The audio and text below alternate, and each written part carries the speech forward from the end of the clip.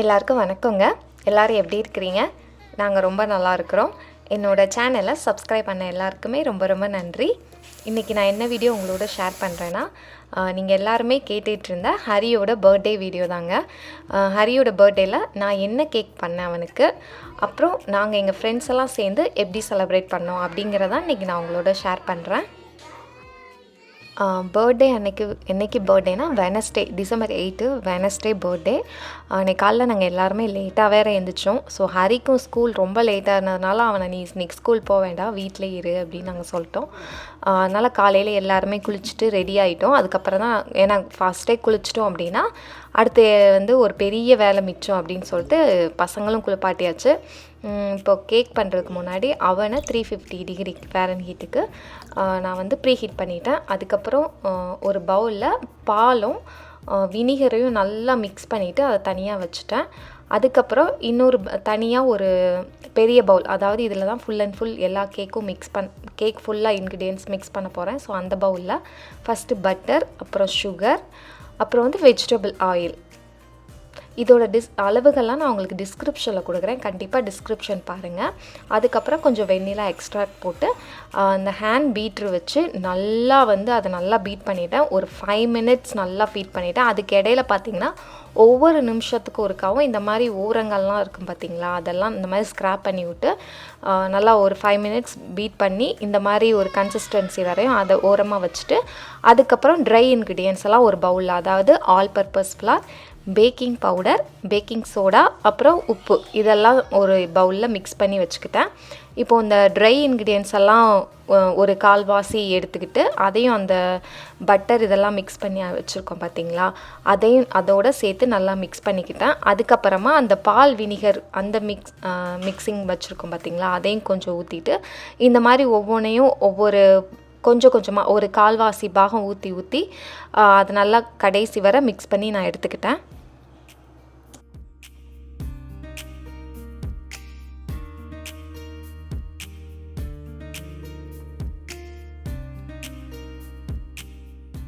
மாதிரி மாவு, அப்புறம் அந்த பால் வினிகர் அதை எல்லாத்தையும் மிக்ஸ் பண்ணதுக்கப்புறமா கடைசியாக நான் என்ன கேக் இது பண்ணுறேன்னா, கன்ஃபெட்டி கேக், வெண்ணிலா கன்ஃபெட்டி கேக். இது eggless, full and full eggless கேக்கு.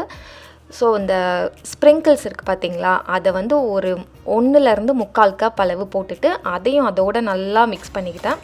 இது கன்ஃபெட்டி கேக் இல்லை, கன்ஃபெட்டி கேக் அந்த மாதிரி சொல்லுவாங்க இதோட பேர். இது நல்லா அந்த நம்ம எக்லெஸ்னாலுமே அந்த கேக் நல்லா ஸ்பான்ச்சியாக வந்திருந்தது. இது நான் 9x12 இன்ச்சு அந்த ரெக்டாங்கிள் பேனில் ஒரு பட்டர்லாம் கீழே தடவிட்டு பார்ச்மெண்ட் பேப்பர் போட்டு அதில் கொட்டிட்டு அந்த ப்ரீ ஹீட் ஓவன் ஆனதுக்கப்புறமா உள்ளே வச்சுட்டு ஃபஸ்ட்டு 20 மினிட்ஸ் பேக் பண்ணிக்கிட்டேன். பேக் பண்ணி அப்போது செக் பண்ணி பார்த்தா கொஞ்சம் வேகாமல் இருந்தது. திரும்ப ஒரு 10 to 15 மினிட்ஸ் வச்சு ஆக மொத்தம் ஒரு 35லேருந்து 40 மினிட்ஸ் ஆச்சு எனக்கு அந்த கேக் பேக் ஆகிறதுக்கு. இந்த மாதிரி ஒரு குச்சியில் ஒட்டாமல் வந்திருந்ததுன்னா பேக் ஆகிருக்குன்னு அர்த்தம். ஸோ நான் அதை வெளியே எடுத்துகிட்டு அதை நல்லா ஒரு ரூம் டெம்பரேச்சர் வந்ததுக்கப்புறமா இந்த மாதிரி கத்தியை வச்சு ஓரங்கள்லாம் எடுத்து விட்டுட்டு அதை அந்த கேக் டெக்கரேட் பண்ணுவோம் இல்லையா, அந்த ரெக்டாங்கிள் சைஸ் போர்டு இருக்கு இல்லையா, அதை மேலே வச்சு இந்த மாதிரி திருப்பி போட்டு எடுத்தோம் அப்படின்னா நல்லா அந்த பேன்லேருந்து ஒட்டாமல் வரும். அதுக்கப்புறம் இந்த கேக்கை உள்ளே ஃபில்லிங் வைக்கிறதுக்காக அதை 2ஆக நான் கட் பண்ணிவிட்டு அதை எடுக்க முடியல, ஏன்னா இது ஒரு பெரிய ரெக்டாங்கிள் கேட்குறதுனால எடுக்க முடியல. ஸோ அந்த மேலே உள்ள பாகத்தில் மட்டும் அதை 2ஆக நான் கட் பண்ணி தனித்தனியாக எடுத்துக்கிட்டேன். ஸோ எடுக்கிறதுக்கு அப்போ ஈஸியாக இருந்தது. இப்போ பார்த்திங்கன்னா எவ்வளோ ஸ்பான்ச்சியாக உள்ளே எவ்வளோ சாஃப்டாக இருக்குது பார்த்திங்களா. இப்போ இது வச்சதுக்கப்புறமா இதுக்கு பட்டர் க்ரீம் ரெடி பண்ணலாம் அப்படின்னு சொல்லிட்டு ஃபஸ்ட்டு எல்லாமே ரூம் டெம்பரேச்சரில் இருக்கணும். பட்டர் இப்படி நம்ம அமுக்கி பார்த்தோன்னா ரொம்ப சாஃப்டாக இருக்கணும், அது மாதிரி தண்ணியாகவும் இருக்கக்கூடாது. ஸோ அதை நல்லா ஃபஸ்ட்டு ஒரு 5 மினிட்ஸ் இந்த மாதிரி ஸ்டாண்ட் மிக்சர் வச்சுட்டு அதை நல்லா ஒரு ஸ்டாண்ட் மிக்சரில் ஒரு 5 மினிட்ஸ் பீட் பண்ணிட்டேன். அதுக்கப்புறம் எல்லாத்தையும் ஓரங்களாக எடுத்துவிட்டு ஒரு 3 மினிட்ஸ் பீட் பண்ணதுக்கப்புறமா மொத்தம் 8 நிமிஷம் நான் பீட் பண்ணேன் பட்டர் மட்டுமே. அதுக்கப்புறம் கொஞ்சம் ஸ்ட்ராபெரி ஃபில்லிங் நான் உள்ளே வைக்க போகிறேன். ஸோ ஸ்ட்ராபெரி எக்ஸ்ட்ராக்ட், கொஞ்சம் அப்புறம் சுகர் வந்து ஒவ்வொரு கப் போட்டு ஒவ்வொரு 3 மினிட்ஸ்க்கு ஒருக்காவும் ஒவ்வொரு கப் சுகர் சேர்த்துக்கணும். சேர்த்து நல்லா பீட் பண்ணதுக்கப்புறமா அதை நான் தனியாக பவுலில் எடுத்து வச்சுக்கிட்டேன். அதுக்கப்புறம் ஆதிரன்னு தூங்க வச்சுட்டு வந்துட்டு இந்த கேக் இருக்குது பார்த்திங்களா, இது மேலே கொஞ்சம் சுகர் சிரப்பெல்லாம் ஊற்றி விட்டு அப்படின்னா தான் நமக்கு அந்த இது வந்து ரொம்ப ஹார்ட் ஆகாமல் நல்லாயிருக்கும் கேக் சாப்பிட்றதுக்கு. சுற்றி ஒரு 3 தடவை இந்த மாதிரி ஃபுல்லாக வந்து பட்டர் க்ரீம் நான் வச்சுக்கிட்டேன் அந்த பைப்பிங் பேக் வச்சு. ஏன்னா நடுவில் வந்து ஸ்ட்ராபெரி ஃபில்லிங் வைக்க போகிறேன். ஸ்ட்ராபெரி ஃபில்லிங் வந்து நான் வீட்டிலே ரெடி பண்ணேன். அது ஒன்றும் இல்லைங்க, ஸ்ட்ராபெரி நல்லா கழுவிட்டு அதை கட் பண்ணி நல்லா மிக்ஸி ஜாரில் ஒரு 2 டேபிள் ஸ்பூன் சுகர் போட்டு நல்லா அடிச்சுட்டு இந்த மாதிரி பியூரி மாதிரி பண்ணிவிட்டு அவ்வளோதான். அதுதான் ஸ்ட்ராபெரி ஃபில்லிங்க்கு நல்லாயிருக்கும். அதை நடுவில் போட்டுட்டு அந்த மேலே உள்ள பாகம் கேக் இருக்குது பார்த்திங்களா, அதையும் மெதுவாக எடுத்து இந்த மாதிரி அந்த கேக் மேலேயே வச்சுக்கிட்டேன். அப்புறம் இன்னும் கொஞ்சம் பட்டர் க்ரீம் அப்படியே மேலே வந்து ஃபுல்லாக ஒரு கோட்டிங் அந்த க்ரெம் கோட் மாதிரி கொடுக்கறதுக்காக ஃபுல்லாக இது பண்ணிக்கிட்டேன். அதுக்கு முன்னாடி வந்து அந்த மேலே உள்ள பாகத்துக்கும் கொஞ்சம் சுகர் சிரப் வந்து ஆட் பண்ணிக்கிட்டேன். அப்படின்னா தான் வந்து நமக்கு நல்லா கேக் வந்து லாஸ்ட்டாக கட் பண்ண சாப்பிட்ற கேக்கு காலியாகிற வரை அந்த நல்லா ஒரு கெட்டியாகாமல் நல்லா ஸ்பாஞ்சியாகவே இருக்கும். ஒரு கோட்டிங் முடிச்சுட்டு அதை ஃப்ரிட்ஜில் வச்சுட்டேன். அப்புறம் நான் ஃப்ரெண்டு தான் எங்களுக்கு வந்து அன்றைக்கி லன்ச் பண்ணி கொடுத்துருந்தாங்க. ஏன்னா ரொம்ப வேலைகள் இருக்கனால ஃப்ரெண்ட்கிட்ட கேட்டிருந்தேன், அவங்க எனக்கு பண்ணி கொடுத்துருந்தாங்க. ஸோ ஃப்ரெண்டு வீட்டிலேருந்தும் லன்ச் வந்துருச்சு, ரைஸ் நான் வச்சுருந்தேன். அதுக்கப்புறம் எல்லாருமே சாப்பிட்டுட்டு மற்ற வேலைகள்லாம் நான் அதுக்கப்புறம் பார்க்க ஆரம்பிச்சிட்டேன். அப்புறம் இந்த ஃபாண்டன்ட் இருக்குது பார்த்திங்களா, பர்த்டே வந்து இந்த ஹாட் வீல்ஸ் தீமில் வந்து பர்த்டே செலிப்ரேட் ஹரி வந்து ஹாட் வீல்ஸ் கேட்டிருந்தான் அந்த தீமில். ஸோ அதுக்கு வந்து இந்த ஃபாண்டன்ட்டை வந்து இந்த மாதிரி ஒரு ரெக்டாங்கிள் சைஸில் நல்லா கட் பண்ணிவிட்டு இந்த கேக்கு டின்னு இருக்குது பார்த்திங்களா, அதை வந்து இந்த சைடு ஒரு ஹாஃப் கட் பண்ணிவிட்டு அப்புறம் அதுக்கு ஆப்போசிட் சைடு ஒரு ஹாஃப் கட் பண்ணி இந்த மாதிரி ஓவல் சைஸில் வந்து அதை கட் பண்ணி தனியாக அந்த நடுவில் உள்ளதை எடுத்துக்கிட்டேன். இந்த ஓரங்களை மட்டும் எடுத்து கேக் மேலே வச்சுக்கிட்டேன். அது வந்து இந்த ஹாட் வீல்ஸ்க்கு வந்து ரோடு மாதிரி வைக்கலாம் அப்படின்னு சொல்லிட்டு பிளான் பண்ணி இந்த மாதிரி கட் பண்ணி எடுத்துக்கிட்டேன். அப்புறம் அந்த கேக்கை ஃப்ரிட்ஜிலேருந்து எடுத்து வெளியே வச்சதுக்கப்புறமா அந்த ஃபாண்டன் நான் கட் பண்ணி வச்சுருக்கேன் இல்லையா, அதை வந்து அந்த கேக் மேலே வச்சுட்டு மேலே ஃபுல்லாக வெளியே இருக்கிறலாம் அந்த புல்வெளி மாதிரி வச்சிடலாம் அப்படின்னு சொல்லிட்டு ஒரு பட்டர் க்ரீமில் க்ரீன் கலர் ஆட் பண்ணி, க்ரீன் வந்து ரொம்ப டார்க் க்ரீன் ஆயிடுச்சு அன்றைக்கி, கொஞ்சம் கூட ஆட் பண்ணிட்டேன் ஃபுட் கலர். ஸோ லைட் க்ரீனாக இருந்தால் இன்னும் நல்லா இருந்திருக்கும். அதை ஃபுல்லாக மேலே வந்து இந்த புல் மாதிரி இருக்கிறதுக்காக ஃபுல்லாக எல்லா சைடும் சுற்றி வச்சுக்கிட்டேன். ஸோ சைடெல்லாம் நான் என்ன பிளான் பண்ணியிருந்தேன்னா, இந்த நம்ம செஸ் விளையாடுவோம் பார்த்திங்களா, அதில் வந்து அந்த போர்டு ஒயிட் அண்ட் பிளாக் கலரில் இருக்கும் பார்த்திங்களா, அந்த மாதிரி சைடு ஃபுல்லாக ஃபாண்டன்ட்டில் வச்சிடலாம். லாஸ்ட்டாக வந்து அந்த ஃபாண்டன்ட் அந்த மாதிரி ஒயிட்டு அப்புறம் பிளாக்காக கட் பண்ணி எடுத்துகிட்டு ஃபுல்லாக அந்த மாதிரி எல்லா சைடும் 4 சைடும் வச்சிடலாம் அப்படின்னு நினச்சிட்டு பிளான் பண்ணியிருந்தேன். பட் டைம் இல்லை அப்படிங்கிறனால அந்த சைடு எங்களால் பண்ண முடியல. ஸோ அந்த மாதிரி சைடு வச்சுருந்தோம் அப்படின்னா கேக் பார்க்குறதுக்கு இன்னும் அந்த டெக்கரேஷன் நல்லா இருந்திருக்கும். நான் இங்கிட்டு கேக் பண்ணிக்கிட்டு இருக்கும்போதே எங்கள் வீட்டுக்காரர் பசங்கள் எல்லாமே சேர்ந்து அங்கிட்டு பர்த்டே டெக்கரேஷன்ஸ் எல்லாம் ரெடி பண்ணிகிட்டு இருந்தாங்க. அந்த ஹாட் வீல்ஸ் தீம்லேயே வந்து சிம்பிளாக வந்து நான் அமேசானில் ஆர்டர் பண்ணியிருந்தேன் பர்த்டே, அந்த பலூனு, அந்த பேனர் எல்லாமே. ஸோ ஒரு சிம்பிள் டெக்கரேஷன் பண்ணலாம் அப்படின்னு சொல்லிட்டு பண்ணிகிட்டு இருந்தாங்க.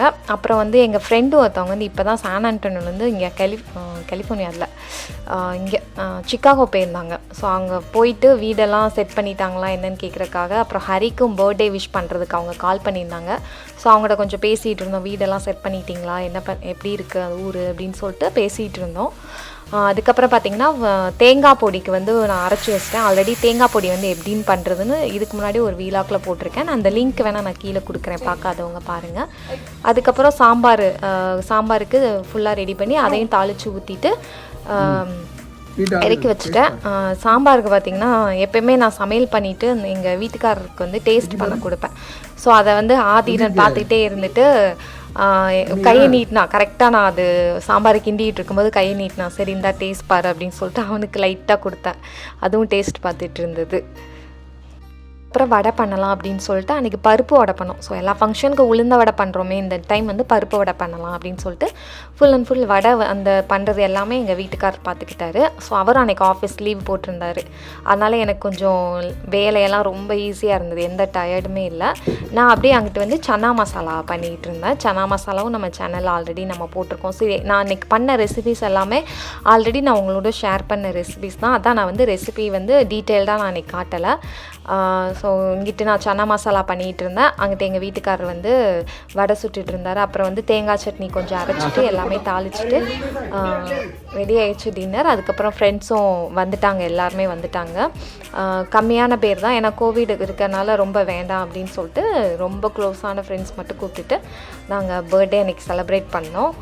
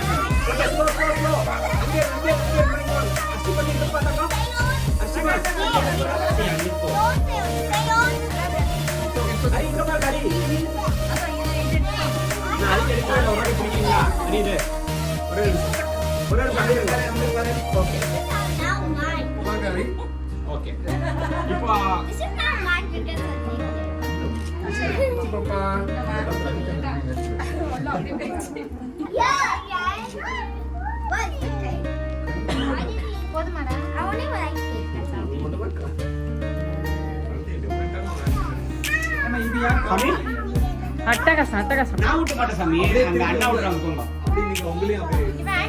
அம்மா விடுறாங்க சாமி, பாருங்க. அதான் ஆண்டி விட்டுறாங்க பாருங்க. சரி சரி, க்ரீம் தான். தேங்க் யூ சொல்லிடுங்க.